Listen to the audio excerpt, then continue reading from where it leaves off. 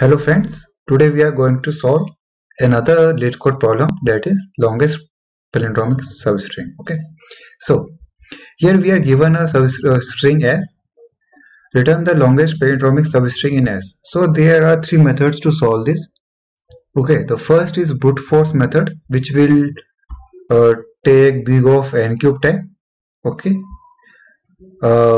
here we in big of n square find all the substrings, and then for each substring we will check if it is a palindrome or not. That will take our big of n time. Okay, so totally it will take big of n cube time. Okay, now this is a method 1. Okay, so there's also method 2, which will take big of n squared time.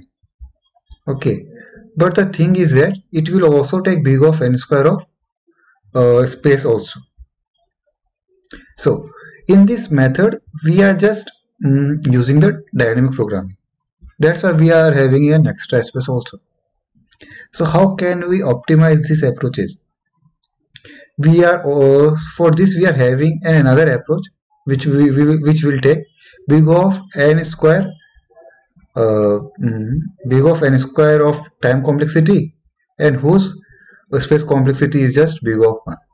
So let's talk about the code. So let's move to example BAD. So here we can see that our maximum substring length, which is also a palindrome, that is longest palindromic substring, is 3. We can either take ABA also.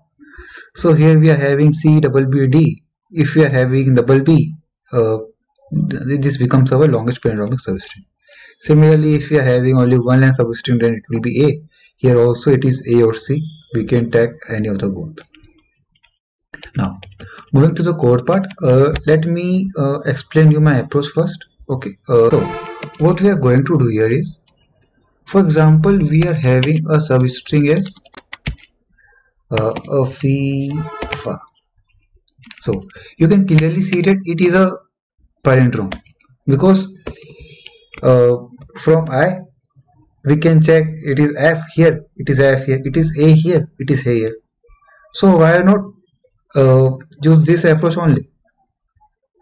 What I am trying to say is, if I am at this I, okay, if I am at this I of Afifa, then I can check for this left part, and then I will check. Then I can check for this right part, and if they are equal, then I will check for another left part. Then I will check for another right part, and in this way I can check for the longest length palindrome.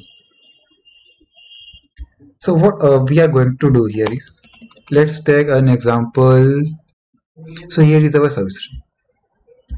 So what we are going to do is, we are just going to apply the approach that we were thinking. Okay, so what we were thinking that so initially, if we are at the first position, okay, if I am at the character C, okay, so here I can clearly see that there is nothing in the left part, so I can go nowhere in the left. So I will not iterate through right also.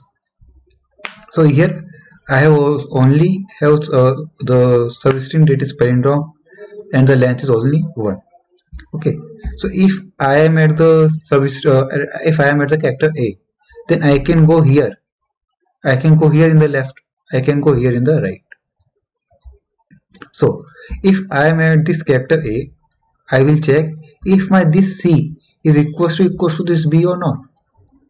If they were equal, then I would have said that the palindromic substring length is increased, and I will then I will move my left to this and my right to this. But this is not happening here. Similarly, when I am at the B position, then A and V are not same. But when I am at the V position V, okay, at the character V, my B is equals to B. Okay, my left part is equals to my left character is equals to my right character. Okay, then I will check for another left character, that is A, another right character, that is A. they are also equal, then I will check for another left character, that is C, and another right character, that is X. They are not equal. So in this way I can keep a track of how many characters I have taken in the left, how many characters I have taken in the right, and they will be our longest length palindrome. Okay, so here a case arises that we have made a odd length palindrome here, because we started with V. We were checking for this B and this B. Okay, it may happen that this V does not exist. Then we have started. Then we come to the conclusion that there are two middle elements. These both B are the middle elements. So we would have checked these elements. If my this B is equal to this B, yes, then I would move my left to this position, then my right to this position, then I will check, yes, my A and A are also equal, then I will move my left to this position at character C, my right at the character X, yes, they are also equal, no, they are not equal. So my longest palindromic substring is this A B B A.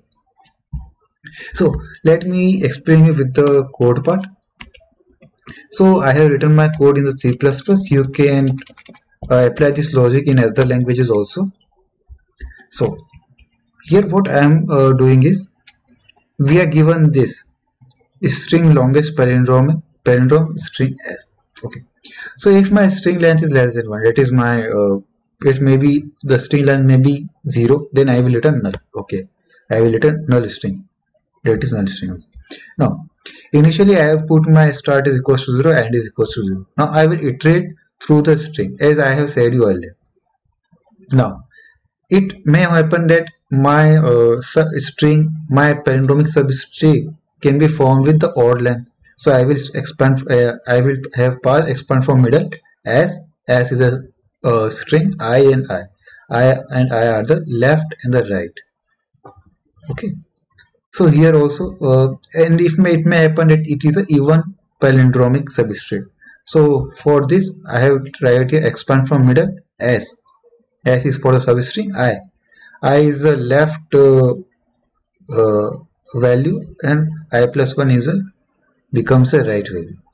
Okay, that is left value, right value. Then I will if they will be equal, I will check for left, I will check for right. If they are equal, I will check for left, I will check for right. In this way I will proceed. Okay, now the LN will be the maximum of LAN 1, LAN 2. Okay, I think this will be clear to you. And then if my LAN is greater than n minus star, okay, what we are doing actually here is, whenever we get the whenever we process this, we will say initially we were having and is equals to 0, start is equals to 0, and obviously start minus n will also become 0. So initially start minus n is equals to 0, or say end minus start was equals to 0. Now whenever we encounter this LAN which is greater than end minus start, I will update my start and end to their respective indexes.